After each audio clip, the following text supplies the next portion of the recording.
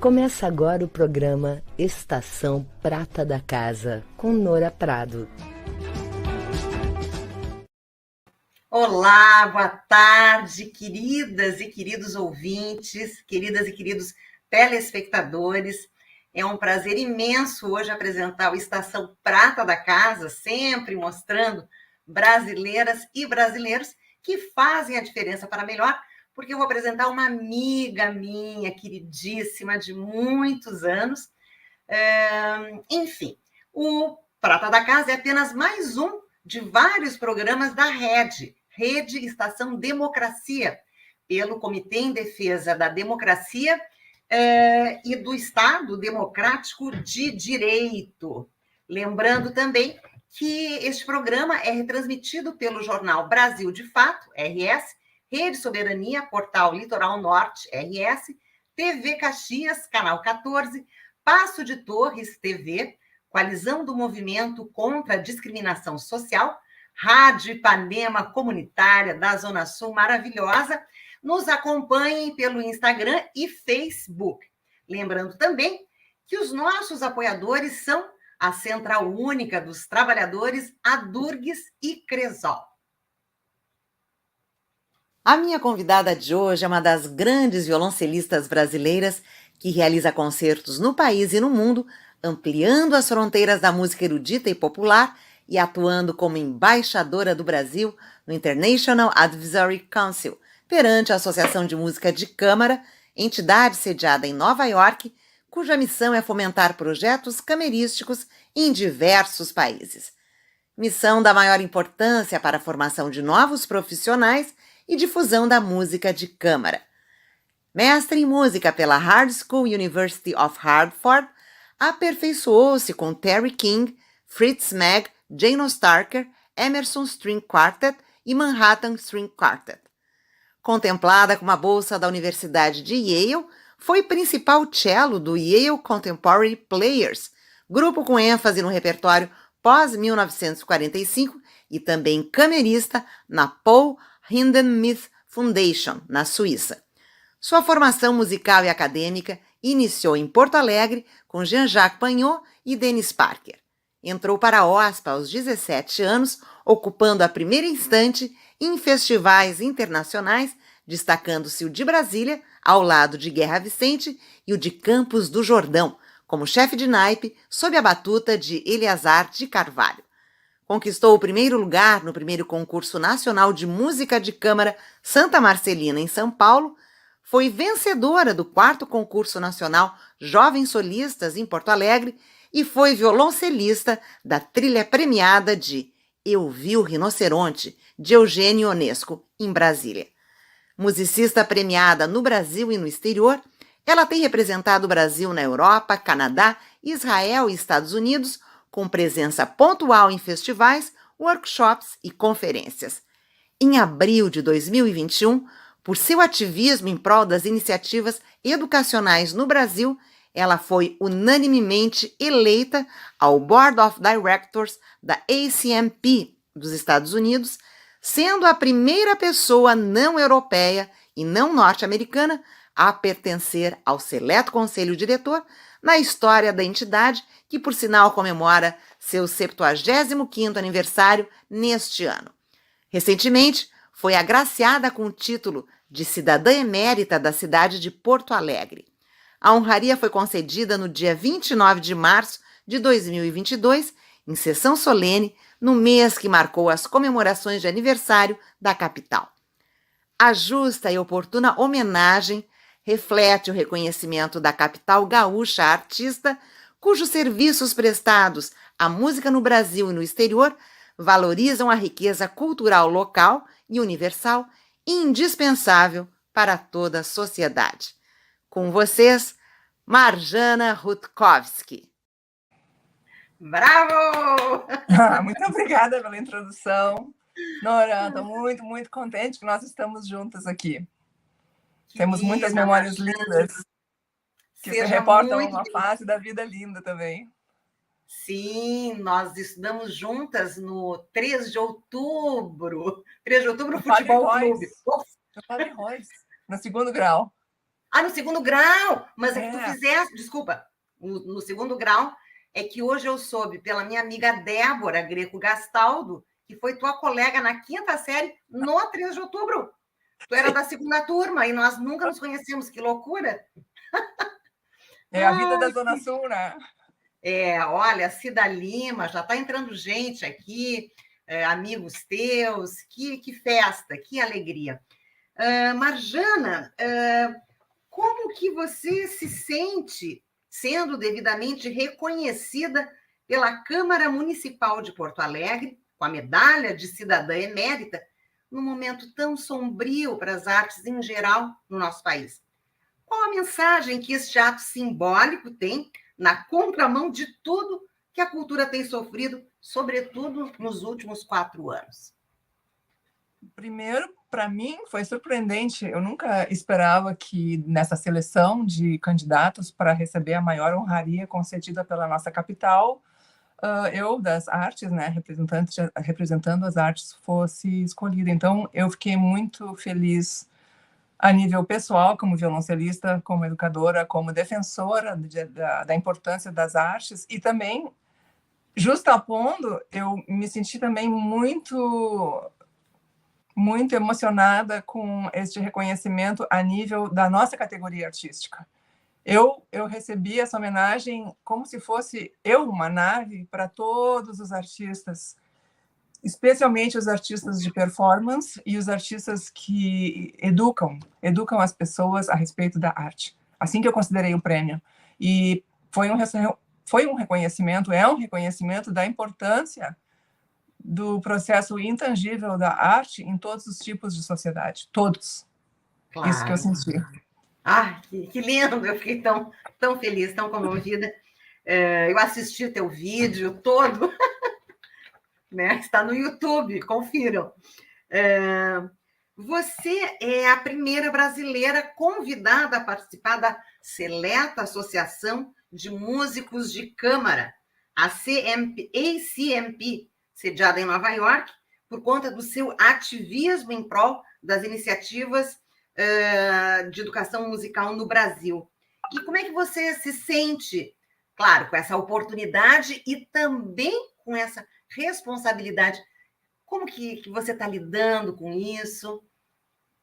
Olha, sabe aquelas famílias que têm, digamos, uma empresa e que o filho, então, cresce, mas que começa lá limpando os banheiros e vai conhecendo a firma, né, a empresa, a organização em todos os níveis? Eu me sinto assim com relação à CMP, no sentido de praticidade de entender a instituição. Um tem esse lado, e o outro lado é o fato de tudo isso ser uma consequência natural pelo meu amor à música clássica, à música erudita, e em especial ao amor e à significação que tem para mim fazer música de câmara. Na verdade, eu comecei na CMP, quando eu me aproximei da organização, eu estava morando em Manhattan. Eu era um membro da CMP, que significa Associate Chamber Players, Associate Chamber Players, ACMP. Chamber Music Players. Eu estava lá como membro mais uma em Nova York, interagindo com os membros, e quando eu me mudei para o Brasil, depois de um tempo, continuei membro, né, dentro do Brasil, e aí, depois de um tempo, acabei me tornando a embaixadora do Brasil perante a instituição. Até antes da pandemia, nós tínhamos conferências onde nós nos encontrávamos, os membros. Aí eu passei, como embaixadora, então eu passei a pertencer ao membro internacional da CMP. Então, a CMP é sediada em Nova York, então tem a parte norte-americana da CMP. Eu, como brasileira, e todos os embaixadores europeus, juntos, tudo que não é a parte norte-americana, a gente tem um órgão que é o Conselho Internacional. Lá, então, eu passei a pertencer, e a gente se troca, às vezes, e-mails, discussões, e nos encontrávamos até antes da pandemia para discutir o perfil dos países e o que se podia fazer. Então, o papel da CMP, nesses países desenvolvidos, onde já há um nicho de pessoas que não são profissionais, mas são amadoras, são diletantes, e algumas tocando num nível de elite praticamente comparável ou até mais, a profissionais, dependendo do profissional da categoria da música, se ele é um educador, se ele é um solista, tem toda essa relatividade. Então, essa nossa crítica já existe na Europa e já existe nos Estados Unidos. A gente não existe aqui. Então, as maneiras da ACMP se relacionar com países, com o nosso perfil, com a América do Sul, com a África, não existiam. Por quê? Porque o papel social, como eles poderiam entrar para nós, lá eles usam os fundos para se reunir, para fazer festival, para tocar. O primeiro encontro desses grupos, eles já tocam os 4 movimentos de uma obra completa. Tipo assim, vamos trabalhar um Schubert, um Beethoven, um Rachmaninoff. No primeiro encontro, não profissionais sentam e tocam a obra completa e depois começam a trabalhar os movimentos. A gente não chegou lá. Portanto, o nosso processo é diferente, é formativo. Eu estou muito feliz que a ACMP compreendeu, com o passar do tempo, a possibilidade de um novo papel social e a responsabilidade que eles poderiam ter em criar um caminho lindo, oferecendo, alterando os estatutos e oferecendo a possibilidade de subsídios chegarem para esse processo formativo no Brasil, na América do Sul, na África. E eu estou muito feliz que os pedidos do Brasil sempre foram atendidos. Tem brasileiro também, gaúcho, morando na Itália, que também foi atendido.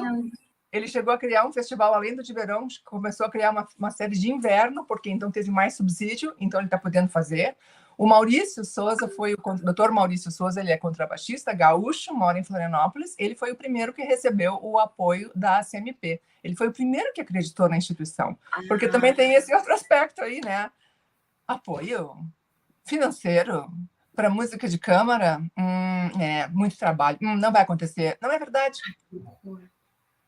Então, as pessoas, a gente da categoria, tu deve também meio que sentir isso que eu vou dizer. A gente não é tão fácil para a gente gente não é extremamente bem tratado com relação aos fundos, a chegada de fundos. Sim. E a facilidade dessa chegada de fundos aos nossos projetos, né? Então, quando as pessoas ouvem a história de apoio vindo de fora, fica mais história da carochinha ainda, por causa da nossa dificuldade inerente aqui. É difícil transpor isso aí. Eu me dei conta disso.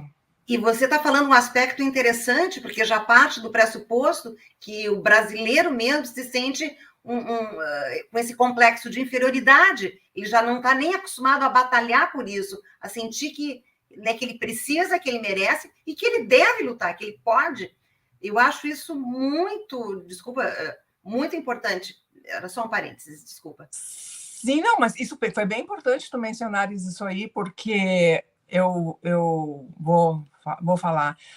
Por exemplo, porque os estatutos mudaram, a possibilidade das pessoas receberem grants, apoios, subsídios, abriu o leque muito, teve muito mais pedido, ficou muito mais competitivo. Mas o que aconteceu?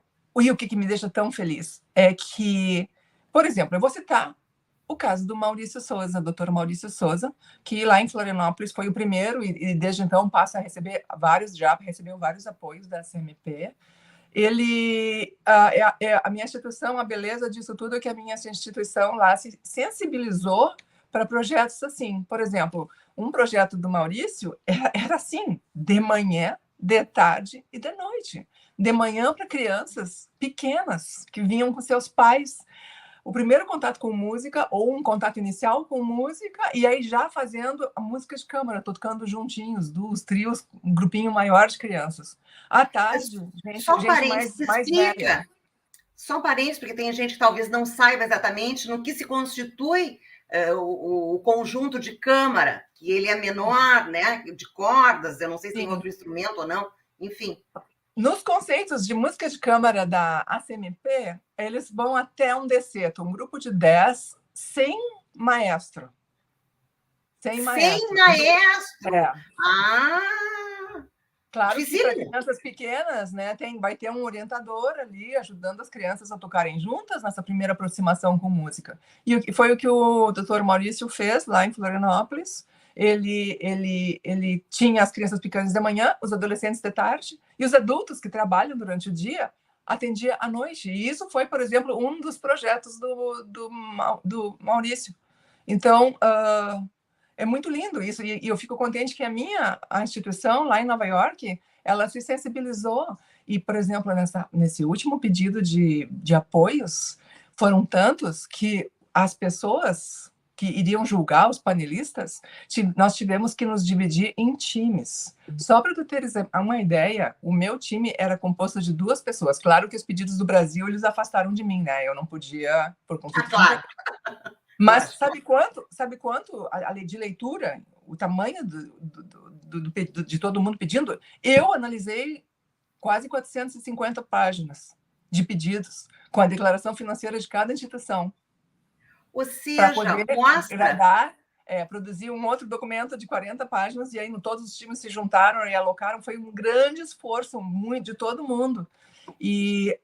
Mas toda essa história para quê? Para eu contar que há grupos e festivais e workshops consagrados que existem há mais de 2 décadas, na Europa, nos Estados Unidos, recebendo apoio pontual todo ano. Eles pedem em todos os anos. E olha só, e o Brasil tiraram umas valorações das mais altas, e nós somos novos nisso, a gente está aprendendo. Ai, é muito lindo. Meu coração explodiu de júbilo, dá vontade de chorar, sabe? Claro. É muito... E pessoas escrevendo uma história muito legal. E elas oferecendo, elas recebem, todo mundo uma espécie de nave para levar uma luz, um bem, para espalhar para várias pessoas. Isso é o lindo da coisa, sabe? E alguém que se esforça tanto nessa atividade se torna uma pessoa, um cidadão melhor. Lógico, porque a arte tem esse papel. Então, eu fico imaginando, né, constatando a indigência estatal, né, do nosso país, cada dia pior, que coisa terrível isso. Que bons ventos nos iluminem. Mas me fala uma outra coisa. Me conta um pouco a respeito do belíssimo trabalho online desenvolvido com crianças indianas, em parceria com outros profissionais, que ali a música, a matemática, eu não sei se eu estou falando direito, mas eu achei... Sim. Conta pra gente que eu achei... É um projeto... Fora de tudo.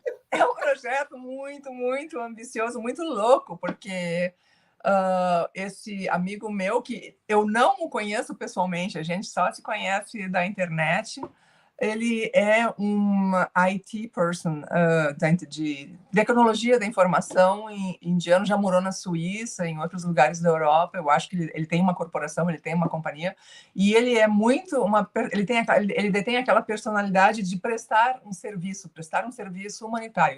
Isso ele está dentro dele, além dessa vida de ser dono de empresa, é muito importante essa parte de prestar o serviço.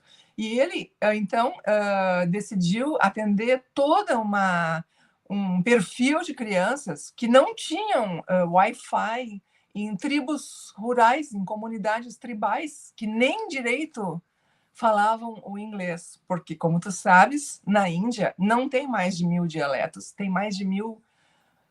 muitas línguas, não sei se 1000, mas centenas de línguas diferentes. Quer dizer, que nem no filme mostrou uma pessoa que entra num trem e se perde na estação e sai num outro lugar, ela não consegue se comunicar com ninguém para dizer que ela quer voltar para aquele lugar que ela queria descer. É uma loucura. Então, esse projeto teve que permear, encontrar as crianças que estavam mais adiantadas no inglês, tiveram que instalar Wi-Fi naquela região toda. Eles deram celulares. No início eu pensei que eu teria as crianças todas numa sala e seria bem mais fácil ensinar, sim, porque tem a dificuldade da língua e tem a dificuldade de que eles não têm essa familiaridade de terem nascido nessa nossa cultura, assim como eu não tenho a familiaridade de ter essa imersão da vida deles, né? Então, é complexo. E também, em cima de tudo isso, então eu tinha carinhas de criança distribuídas na tela, piscando e sumindo e voltando por causa da oscilação da internet. Também, porque o Brasil, eu estou aqui no sul do Brasil, e as crianças estavam lá em cima, do outro lado do planeta. Tu imaginas o tamanho e a instabilidade dos delays das oscilações. Então, eu tive que montar um sílabus para essas crianças, um programa de ensino muito, muito cuidadoso, que tivesse que pular esses obstáculos para não complicar mais a vida delas aprendendo, se aproximando disso que eu estava oferecendo. Claro. Mas foi muito lindo. Quanto tempo durou, mais ou menos? Olha, hoje mesmo durou um semestre praticamente, e agora eu estou revisando os sílabos, porque a situação da Covid também mudou. A gente está, então, eu vou ficar mais encarregada da parte ocidental, cultura ocidental. Nós temos uma pessoa que é uma senhora, uma diretora de uma das escolas, que é treinada, ela é artista clássica indiana, treinada na música deles, que, por sinal, pode receber conceitos matemáticos, e para as crianças lidarem com conceitos matemáticos, células, bem mais fácil, por exemplo, do que a nossa música. Primeiro, pela afinidade que as crianças têm com a sua própria cultura, e segundo, por causa da estrutura musical. Então, ela vai se encarregar da parte de música carnática e associações matemáticas, e eu vou trazer essa vivência para as crianças, mais da nossa cultura, de coisas assim que oferecer uma espécie de vamos viver um pouco como é que é aqui, ensinando a nossa música através de compositoras e compositoras ao longo do tempo, e também abarcando o que estava historicamente acontecendo na época daquele compositor ou daquela compositora. Então, é assim, vai ser essa a revisão dos sílabos que a gente está fazendo para essas crianças. Ai, parabéns, que beleza, que siga tendo muito sucesso. E por falar em pandemia, e guerra, e subdesenvolvimento e loucura, conta um pouco. Você também esteve em Praga, em março, numa das últimas turnês que foram interrompidas, lógico, pela pandemia. Como te pareceu essa experiência? Eu estava como Essa proximidade? Sim, eu estava como muita gente, muito lacrimosa, muito chocada no início de tudo. E, inclusive, eu questionei ir ou não ir, porque estava todo mundo falando em escalação, numa coisa fora do controle naquela época. Eu conversei com pessoas mais chegadas, conversei com um amigo meu que foi diplomata nos Estados Unidos, agora ele está mais velho, mas ele trabalha em missões também. Ele foi meu aluno de violoncelo, ele foi meu aluno de violoncelo aqui em Porto Alegre, porque Porto Alegre foi a primeira missão dele. E então, assim que a gente se conheceu, a gente está em contato até hoje. Ele disse, nós conversamos e ele me aconselhou a ir. E as razões que ele me deu, que ecoou com as razões do meu coração, foram lindas. Foi ficar perto dos meus colegas músicos de lá, independentemente. E o meu estado de ansiedade e o meu estado de tristeza, que estava estava duro naquela época. Surpreendentemente, quando eu cheguei no aeroporto, e eu comecei a ver os músicos e a interagir, eu comecei a ver o fluxo de refugiados nas estações de trem, nas estações de ônibus. E histórias assim que ficam roçando na gente, bem perto. E eu me senti mais tranquila por estar mais perto. É uma coisa estranha, mas foi isso que aconteceu comigo. A minha ansiedade baixou, eu comecei a fazer música com os colegas lá, eu comecei a ver coisas de perto, na época. Sim. E também eu pude fazer alguma coisa, porque eu tenho uma amiga violista profissional norte-americana, mas ela voltou à vida dela em Viena, e nós organizamos, então, pela CMP, um play-in, um encontro de músicos e profissionais, não profissionais, todo mundo que quisesse aparecer, e para participar, era aberto, né? Para participar, tinha que trazer alimentos não perecíveis. Foi o que eu e ela pudemos fazer para se envolver, se engajar, sabe? Porque é muito ruim numa situação dessas ficar assim. Claro. E aconteceu, eu fui embora, né? Eu continuei ajudando ela daqui, junto à CMP. Ela recebeu o apoio da CMP para realizar isso aí, coletou os alimentos e depois levou num ponto de coleta lá. Então, isso tudo... E também teve uma outra história, não sei se a gente tem tempo de falar, no último dia do meu festival, Sim, A gente estava tocando o concerto final. E eu notei que tinha uma menina que eu nunca tinha visto durante os dias de festival. Uma menina num canto ali da plateia, sentadinha, quietinha. Aí, depois de tudo, eu fiquei sabendo que naquele dia ela tinha chegado, 17 anos. Ela tinha saído sozinha da Ucrânia. Os pais fizeram uma mochila com umas coisinhas, uma muda de roupa, o básico dela, mandaram ela sozinha vir da Ucrânia e tentar chegar em Praga, ela e o violino e uma mochila. E naquele dia do nosso concerto final, ela tinha chegado. E como era o concerto final, ela tinha chegado, eles colocaram ela ali sentadinha para ela ouvir o nosso concerto e depois, então, ser atendida. Já tinham provavelmente encontrado uma família que iria cuidar dela, inseri-la num conservatório com bolsa para ela poder continuar a ter uma vida mais aproximada do normal possível, porque o normal nunca vai acontecer, porque uma menina dessa idade e os pais ficando numa zona de guerra não tem vida normal, né? Não tem. Não tem como. Mas, então, são essas histórias que passam pela gente, que roçam pela gente, a gente se envolve e testemunha, e isso também te muda. E é uma coisa necessária, é uma coisa essencial de se sensibilizar. Aí, era a palavra que eu queria. Marjana, Maria Helena Acorce Wilrich,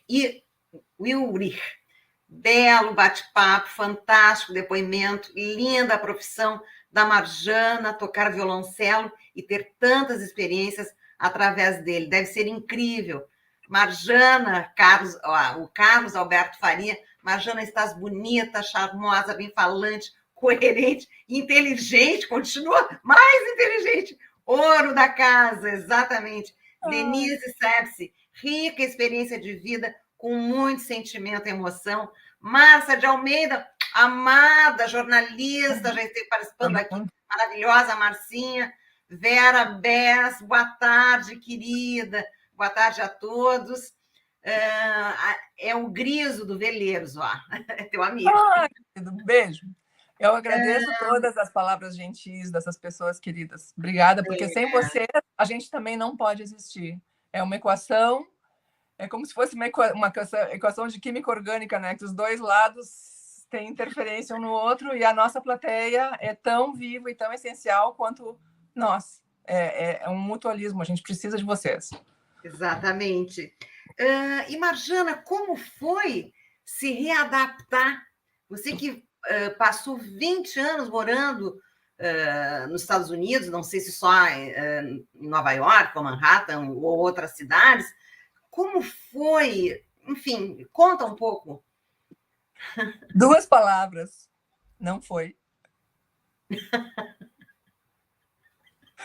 Eu me lembro que quando eu ganhei a bolsa para estudar nos Estados Unidos pela CAPES, aquela avalanche de comentários na época, né? Tu vai ter que te adaptar, e não sei o que, eles têm isso, têm aquilo, bababá, bababá, bababá. Aí eu cheguei lá e fiquei esperando o terremoto da adaptação, do processo de adaptação. Não teve. Aí eu voltei e o processo de adaptação está acontecendo já até hoje, né? Todos os dias a gente se adapta. Não. E a minha realidade de querer trazer uma realidade melhor e formar essa massa crítica educacional aqui, através da música de câmara, faz parte do meu processo de adaptação. Claro. É uma grande e bela sublimação também, né? Mesmo para um brasileiro, nós estamos diariamente, né, tendo que nos adaptar. Né? Sim. Coisa impressionante, coisa terrível. Não, nós somos incríveis, nós somos incríveis. Tá aqui um problema, tá aqui a tampinha do problema, tá? Eu vou resolver isso aqui. Pula 500 mil antes que tu tem que resolver para aquela coisa, aquilo, sabe? É assim. Exatamente. Que coisa terrível. E você, vamos falar um pouco das raízes, Marjana. Tu és filha da Marisa Vieiro de Moraes, regente de coral, enfim, uma mulher maravilhosa, a tua irmã também toca. Conta um pouco dessa influência familiar, como que você se iniciou Como que você escolheu o violoncelo? Bom, eu me iniciei no piano, né? Com 3 anos eu estava estudando piano e praticamente já sabia ler e escrever tanto notas musicais como as palavras. Bem cedo aconteceu comigo isso.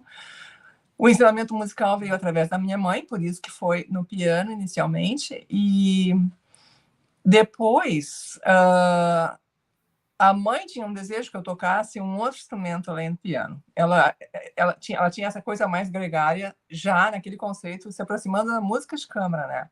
Então, por isso que ela queria que eu experimentasse um outro instrumento. Aí eu me lembro que ela me levava nos domingos, nos concertos da juventude, da OSPA, que eram domingos de manhã, às 10 da manhã, na reitoria. A gente se sentava em lugares diferentes, mezanino, lá embaixo na plateia do lado direito, depois do lado esquerdo. E eu ficava lá ouvindo, né? Aí teve um dia que eu sentei perto do naipe dos violoncelos e eu achei tão lindo de olhar aquele instrumento ali de baixo, né? Uma cor tão linda, um som tão lindo. E claro, né, eu já tinha essa experiência do piano e da voz, de coral, de casa. O violoncelo parece uma voz humana. A extensão sonora do violoncelo é imensa. Nós utilizamos três claves: a clave de Fá, grave, a clave de Dó na quarta linha, a intermediária, e até mesmo a clave de Sol, que é a clave, por exemplo, do instrumento agudo, como o violino, da família das cordas, o mais agudo, né? E aí, então, foi assim. Eu me lembro que quando a minha irmã nasceu, aquela coisa de sempre, né? Agora falando contigo, foi um insight que eu estou tendo agora, na frente de vocês. Quando a minha irmã nasceu, eu me lembro, ela às vezes tinha o bercinho na sala, aqueles de rodinha, assim, né? E eu me lembro, eu pé ante pé, indo para a vitrola e colocando música clássica para ela ouvir, música erudita. E eu me lembro que era música barroca, porque eu sentia sei, ela nasceu quando eu tinha 4 anos e meio. Então, eu sentia que eu queria já dividir isso com ela, sabe? Dividir a música com ela. E sendo adulta, eu estou vendo agora, né? Eu estou fazendo a mesma coisa. Ai, que lindo, que beleza. Bom, a gente está falando tanto de música e das tuas viagens, eu vou pedir o auxílio luxuoso do nosso querido Babiton para passar em reprise alguns momentos de toda essa tua carreira fantástica. E a gente segue conversando, vai me dizendo, enfim. Eu queria falar sobre esse, saiu do forno ontem, depois. Que é a nossa memória junta de coral, né? Sim, sim. Fala, por favor. Agora? Sim. Tá. Olha aqui, ó. Esse aqui é o CD do Coral de Libitum. Tu te lembra do nosso coral lá no Padre Royce? Babiton, só volta um pouquinho, por favor, para a gente... Pode mostrar, Marjana. Ok. Esse aqui é um CD que ficou pronto... deixa eu ajeitar aqui. Ficou pronto ontem. E é o repertório do coral Ad Libitum, do Colégio Estadual Padre Royce, da nossa época. Nora lá. Né? Aqui, fotos. Que lindo! E eu estou muito contente. É um registro que nós, na época, a gente estava tão preocupado e também tão tomado pelas vicissitudes do poder cantar, que na época nós nunca nos mobilizamos e pensamos numa coisa assim. E os registros também, naquela época, era tudo mais difícil, né? Uma escola pública, etc. E então eu fiquei muito contente que a mãe conseguiu, e a mãe e membros do coral conseguiram levantar essas memórias, esses registros, e organizar numa forma de CD. Fiquei super feliz. Tá lindo. Que beleza! Eu me lembro de nós indo de ônibus no Festival de Coros da Reitoria. Que loucura! Na época que eu cantei. Sim! Ai, agüita de mi vida, que corre limpa e serena. Que momentos, que saudades do Dr. Ribeiro, que organizava esses festivais internacionais. Porto Alegre era o coração pulsante do canto coral na América Latina. Corais vinham da América Latina, da Europa. Pois é! Como é que pode? Lindo. É um absurdo, teria que vicejar muito mais. É tão lindo o canto coral. Enfim, Babiton, desculpa, voltemos. Vamos passar em revista a carreira da Marjana em alguns momentos significativos. Tu vai me dizendo, Marjana, que eu não... Isso aí é um grupo que eu tinha, um trio que eu tinha lá no meu mestrado em Hartford, quando eu fui para lá com a bolsa da CAPES, fazendo música de câmara, né? A gente estava ali numa das apresentações. Que maravilha. E a gente vai passando. Isso foi no Estúdio Clio, num dos encontros com o professor que era organizado pelo Osterman, tu te lembra? Luiz Carlos Osterman? Isso. Sim, claro! A gente tocou num desses encontros ali, eu e o Sérgio Oliveira. O Sérgio Oliveira e eu, nós gravamos um CD em Buenos Aires, com um repertório que não é puramente erudito, é um tipo classical crossover. A gente toca Atahualpa e o punk, a gente toca Piazzolla, toca os Irmãos Vale, toca vários compositores, toca música celta. Muito legal foi o trabalho com o Sérgio. Podemos passar, Babito. Isso aí foi tudo assim, ó. A gente fez tudo. Não teve apoio para o CD. Nós fizemos todo. Inclusive, eu fiz a pesquisa dos direitos autorais. Eu me lembro que com o Atahualpa e o punk, eu fui procurar a família pela internet para pagar, né, os direitos autorais. E a família já tinha vendido os direitos autorais para alguém lá nos Estados Unidos, que eu não me lembro, uma companhia, qual delas, a companhia discográfica, e eu tive que ir atrás, pagar. Já os Irmãos Vale, eles foram muito legais com a gente. Eles nos permitiram gravar sem pagar direito autoral. Foi muito legal. Que maravilha. Divulgando o trabalho, né? Pelo amor de Deus. Eu acho que tem mais algumas imagens de vocês dois aqui, mas eu acho que é num outro. Isso, foi um outro concerto nosso. A gente tocou... Como foi o lançamento de CD, né? Abriu oportunidade de tocar vários concertos. Foi muito legal. Que lindo. Isso aí foi num show da Broadway, antes de entrar no palco, lá em Nova York. Que glória! Que maravilha. Esse é um compositor venezuelano que mora há muitos anos em Nova York, e eu estreiei obras dele aqui no Brasil, no Teatro São Pedro, e nos festivais lá em Massachusetts, na cidade de Lenox. Se chama Arts Ahimsa, o festival. O que significa Ahimsa? É a não violência pela arte. Esse é o nome do festival. É organizado pela companheira dele, a Laura Goldberg. É num castelo lindo, numa montanha linda lá em Lenox. E como nós trabalhamos juntos muito tempo, eu tocando as obras dele. Foi uma parceria bem bonita, sei. Que beleza, que beleza. Esse é... Esse é o parceirão, né? Esse é o meu querido na face da Terra. Eu tenho alguns mestres que me marcaram ao longo da vida. A eles eu sou muito grata, pelo meio do meu caminho, que são décadas já, né?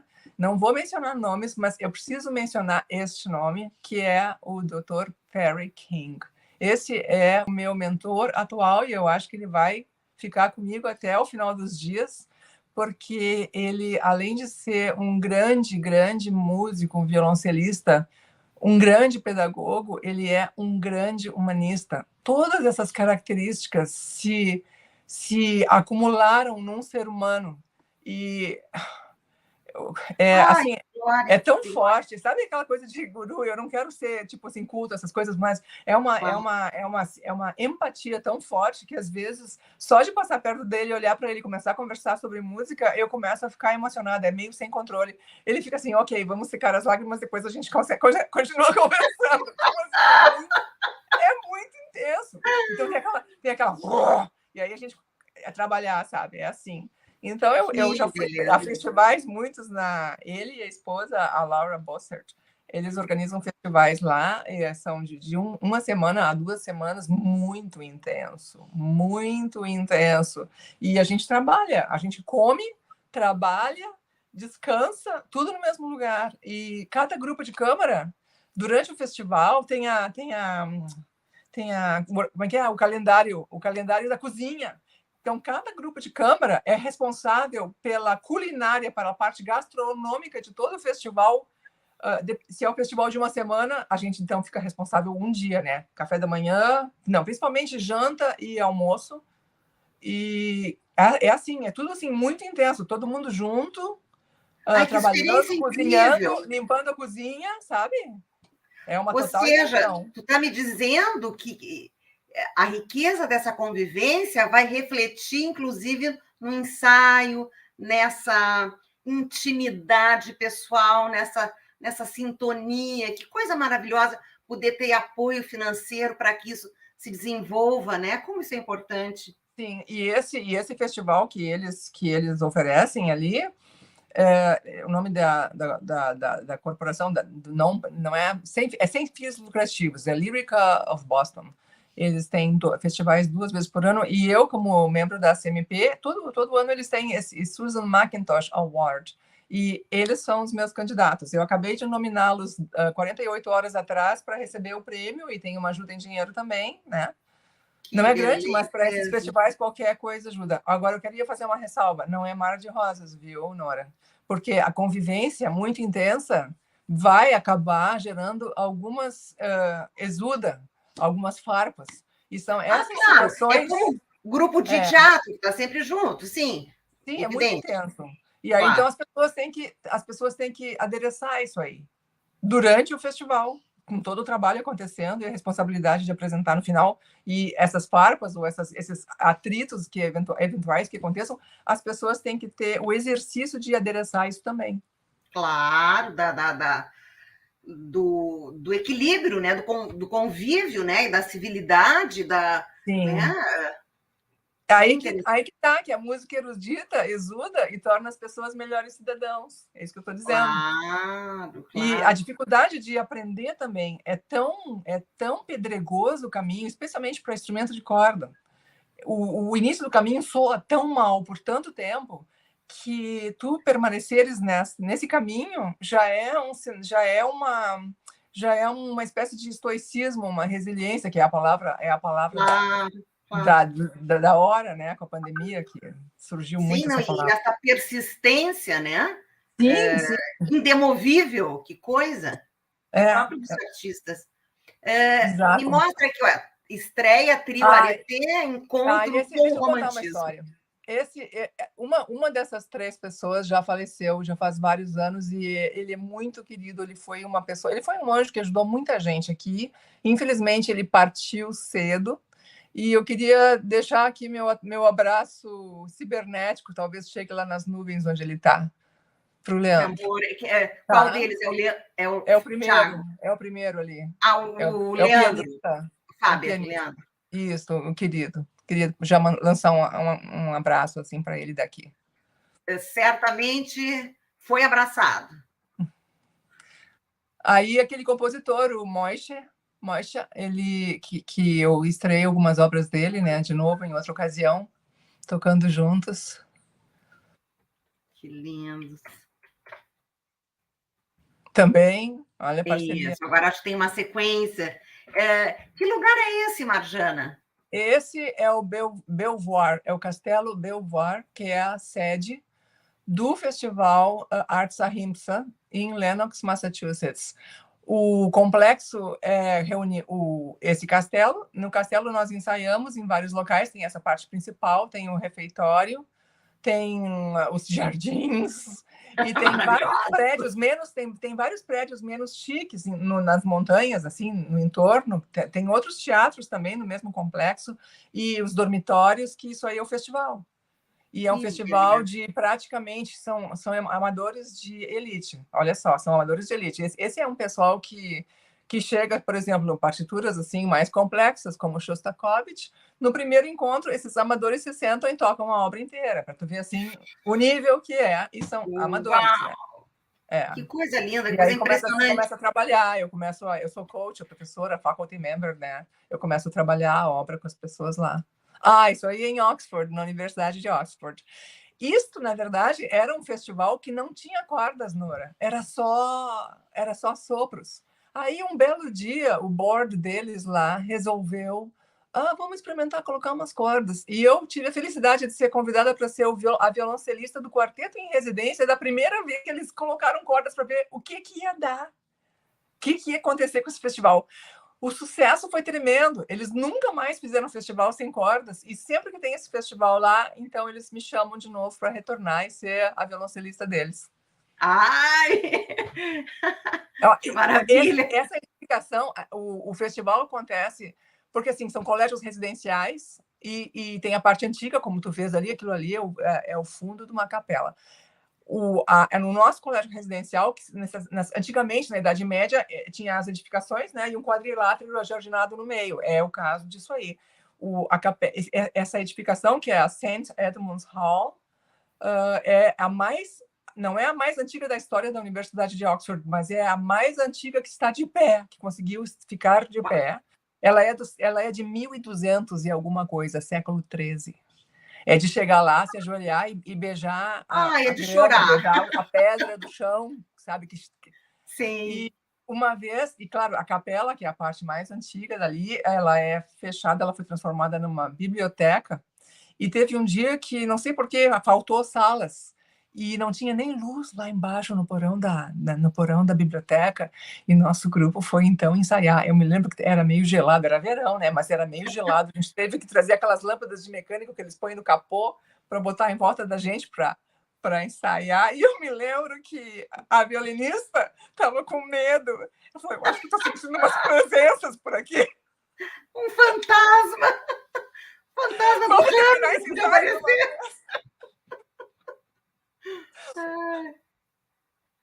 Essa aí é outra foto nossa depois. Eu me lembro... Gente, esse recital, eu estava com 39 de febre. Isso, e me foi dito, as pessoas estavam me dizendo, cancela o recital, não vai tocar, tu não vai conseguir. Eu peguei, me levantei e fui. Olha como eu tô, tem luz, né? Mas eu acho que eu tô a mais pálida de todos ali, sou eu, né? Eu diria que você está exultante, a gente só sabe disso porque você está contando. Sim, no final do recital, eu tinha conseguido, né? Eu estava exultante mesmo. A Denise sabe-se. Pois então, existem pessoas... depois eu vou ler. Ana Barros Pinto, nunca tinha ouvido a Marjana falar. Muito legal saber dos bastidores da música dela. Mais um belo programa. Graças, Nora. Muito obrigada, Ana Barros Pinto da Ipanema Comunitária. Maravilhosa. Podemos passar, Babiton. Outra arte do nosso trio. Que lindo. Foi muito bonito. Linda esse cartaz. Essa foi a última vez que a gente tocou, que eu toquei com o Leandro antes de ele se... isso foi na Córcega. Foi na Córcega. Eu estava viajando. Um mural, assim, um grafite. Esse mural lindo. Lindo, né? Eu adorei. Tu, Beethoven, e um músico ali tocando violoncelo. Aí depois, eu não sei se vai aparecer a foto, eu dei um beijo no Beethoven, assim. Tem uma outra foto aqui, vamos ver. Babiton, pode passar que tem uma outra dela mesmo. Isso. Tá aí, ó. Não me arrependi desse beijo. Desse beijo impulsivo. Vamos adiante. É no mesmo lugar. Esse é um outro detalhe de um outro festival com outro grupo. Eu acho que a gente estava tocando 1, 2, 3, 4, 5. A gente estava tocando Boccherini. E eu me lembro, esse foi o concerto, né? E eu me lembro que os ensaios foram num teatro mais rústico, mais acima da montanha. E eu me lembro, nossa violinista, a Amélie, como é o nome dela? A primeira violinista, ela e eu ficamos sacando os passarinhos que apareciam naquele forro do telhado, que era um teatro mais rústico, então tinha aberturas entre o telhado e a parede, sabe? E os passarinhos vinham lá, eu acho que eles gostaram de Boccherini. Então, a gente sempre, quando começava o ensaio, a gente se dizia, será que os Boccherini Birds vão aparecer? Os passarinhos Boccherini vão aparecer para nos ouvir hoje? Beleza, certamente. Viviam ali. Essa foto é fantástica. Esse festival é muito bom, gente. Quem estiver passando por lá, por Montreal, na época do verão, geralmente, final de junho, não pode deixar de respirar esse ar desse festival de jazz. 20 espetáculos ao mesmo tempo acontecendo o tempo todo. Isso aí, ó. Tá vendo aquela senhora ali de branco e preto tocando violino? Ela é a Laura Goldberg. Ela é a organizadora, a diretora do festival Arts Ahimsa em Lenox, das fotos ali que tu viste do Castelo Belvoir, é ela que organiza esse festival. E isso é o apartamento dela na Quinta Avenida em New York, em Manhattan. A gente vê das janelas dela o Central Park, é um apartamento fantástico, é um apartamento imenso, é realmente muito legal. Tem o pé direito alto, aqueles edifícios antigos pré-guerra, sabe? Lindíssimo! Para fazer música de câmara, bem legal. Ai, que beleza! A gente passou a tarde e a noite lendo quartetos nesse dia aí. Isso é uma coisa que eu adoraria fazer aqui em Porto Alegre. 3 violinos e você. Fala, desculpa. Esse trompista é um querido, ele é de outro festival. Esse outro festival acontece na cidade de Santa Fé, em New Mexico, nos Estados Unidos. E eu me lembro que são 2 vezes por ano. Um deles é mais orquestral e outro festival é mais camerístico. Essa foto foi depois do ensaio orquestral, que eu tinha um movimento inteirinho de violoncelo solo e a orquestra me acompanhando. E muita gente veio me cumprimentar. Isso foi em preparação ao concerto, né? E os próprios membros da orquestra vieram me cumprimentar depois. E esse aí teve a coragem de pedir uma foto comigo. Ai, que lindo, que amor! Ele é um querido, super tímido. Ele deve ter vencido muita coragem para ter pedido essa foto, sabe? Ele é muito corajoso. O pessoal é reservado, né? Isso foi um outro concerto no Teatro São Pedro. Esse foi o concerto... Outra formação ou não? Sim, outros músicos, inclusive, ali o pianista já não é o Leandro. Claro. Né? E esse concerto foi uma homenagem à dona Eva Sofer na semana do aniversário dela, mas no primeiro ano de ausência dela. Foi um concerto in memória. Foi no dia mais frio do ano. Lá no Teatro São Pedro. Eu lembro que eles me ligaram dizendo que iam acender a calefação, e eu avisei os meus músicos, então, que não precisava se encher de roupa, porque com menos camadas a gente toca melhor, né? Flui melhor. A gente precisa desse movimento. Aliás, chegou lá na hora, as paredes estavam chorando, não tinha calefação, a nossa plateia ficou de gorro, cachecol, luva, e foi assim.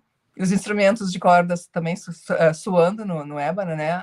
Então, esse foi um exemplo de um dia marcante, de um concerto belíssimo e de uma dificuldade para realizar o projeto, né, de tocar dessa homenagem a ela, foi uma dificuldade bastante grande, eu lembro disso. Isso foi pós-concerto. É comida pós-concerto, né? A gente não consegue comer antes de tocar, antes de se apresentar. Isso foi lá, nós tocamos um recital, foi uma visita à UFPEL, em Pelotas, a convite do professor Tiago Ribas, e a gente, então, fez algumas masterclasses, aí teve o recital, e depois, então, a gente foi jantar. Foi bem bom. E estava frio, essa figura, né, que é o teu... É uma entidade, né? Tá frio. É outra noite bem fria. Ele parece uma pessoa, essa... Isso aí eu morava a 2 quadras do Lincoln Center, na 57, com a Broadway, se transformava em 9ª Avenida, né, naquela alturinha ali.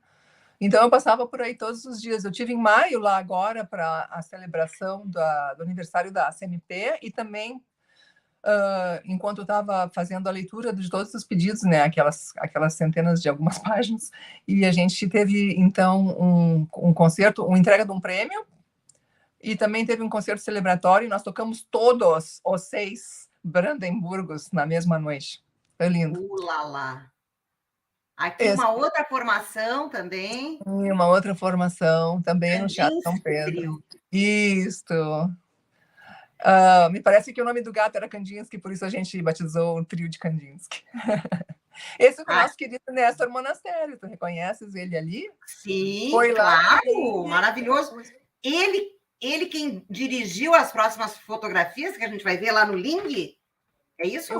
Eu não sei quem tirou, mas foi um programa muito bonito sobre Vila Lobos que a gente fez. Isso, nós fizemos um programa só com músicas do Vila Lobos, intermeadas com um texto do Érico Veríssimo, num episódio da vida deles, que eles se encontraram a convite do Departamento de Cultura dos Estados Unidos, quando, na verdade, eu acho que deveria talvez ter um subterfúgio para chamar esses dois, um subterfúgio, talvez um outro subterfúgio, né, para conhecer melhor, para ter mais informações. Eu sei que os dois se encontraram nos Estados Unidos. E aí o Érico Veríssimo escreveu um livro a respeito. E nós usamos os textos desse livro nesse espetáculo. Que maravilha! Eu acho que tem mais uma sequência de vocês. Eu vou ter meu duo com o André Loz. Já vou então avisar o nosso público. Eu e o André Loz estamos refazendo a parceria através de um trio com um violinista de São Paulo. Essa parte eu não vou contar quem, mas a gente vai começar os trabalhos ainda este ano. Vamos fazer repertório de trio. Maravilha! Meus parabéns! Aí, quando eu recém tinha botado os pés, saído do avião, e esperando, não era Uber, era Bolt, lá em Praga, para ir para o hotel, para esse encontro lá, para esse festival. Ah, tá, porque eu acho que aqui a gente vai ter mais duas fotos daquilo que você falou em Praga, antes da guerra. O pessoal muito solidário, a Praga inteira muito solidária com o pessoal na Ucrânia. Eu não sei se eu te mandei uma foto de uma... Olha, a peça de teatro, coincidência? O Idiota. Que beleza! E na frente da catedral, de uma catedral lá, da parte mais histórica, tinha uma faixa verde e amarela, Hands off Ukraine, Putin. Eles tinha verde e azul por todo lugar. Isso foi a obra comissionada do concerto da Eva Sofer. Sim, que você acabou de falar, tá ali. A partitura. Foi a compositora Alisa Heffer, de Nova York, que escreveu essa obra para mim, em homenagem à dona Eva Sofer. Esse foi, então, o anúncio na Zero Hora do nosso amigo Túlio Milman, que publicou. Essas são parte das aulas das meninas e meninos da Índia. Olha como... Isso é uma parte da tela. Tu vês eles tentando me ouvir com a latência da internet, um assunto complicado, né? Que não é da afinidade, não é da familiaridade deles. Foi muito bonito. Eu tô louca para voltar. Hoje mesmo recebi do Ramesh um contato para a gente ter uma reunião com essa diretora que vai se encarregar da música carnática e para a gente retomar esse projeto. Que maravilha. E nós vamos encerrando aqui, acho que tem uma sequência tua. A Marjana participou de um filme inédito ainda. Como chama, Marjana? 12 cenas pandêmicas. 12 cenas pandêmicas. A diretora, criadora é a Rita Zanini, e durante foi o fechamento da minha cerimônia, do meu discurso de cerimônia, foi a apresentação da minha cena. Ela permitiu que eu segmentasse a minha cena fora do filme para apresentar na cerimônia lá de Cidadã Emérita, na entrega do título. Foi muito legal. Ai, querida, quantos momentos intensos, vibrantes, concentrados, que carreira brilhante. A gente já chegou ao fim, passa muito rápido. Passa rápido. Um prazer saber tantas histórias. Eu te desejo assim muito sucesso em todos esses projetos, com essa tua garra, tua determinação, Marjana, e te agradeço muito a participação, e que você siga com essa luz, né, com a tua música, teu violoncelo, que a gente terminou lá com aquela imagem linda, tu segurando o arco e o violoncelo, né? Eu acho que diz muito dessa força que tu tens. Muitíssimo obrigada. Eu quero te agradecer profundamente, porque não é muito rara a experiência de poder ser entrevistada, conversar com uma pessoa que divide um passado, como nós duas temos, e só isso foi um presente para mim. Então, muito obrigada. Querida, obrigada, Fernando Lerner, sensacional o bate-papo, como sempre, coincidência que ontem mesmo meu sobrinho tocou no São Pedro nesse mesmo projeto musical Évora. Parabéns para você, Mário Madureira. Muito obrigada a vocês que nos acompanham, Mário Madureira, Rosane Moraes, a Glaci, Saluci Borges, que maravilha, baita abraço, Marjana, sua linda, parabéns, Marjana, Silvia Baldino. Querida, sucesso, boa sorte e bons ventos para o Brasil e para a música. Bons ventos para nós. Bons ventos para nós. Isso mesmo. Para você que nos acompanha, semana que vem tem mais, sempre com pessoas que fazem a diferença para melhor, como Marjana Rutkowski. Beijos. Muito obrigada, meus queridos, a todos vocês. Este foi o programa Estação Prata da Casa, com Nora Prado.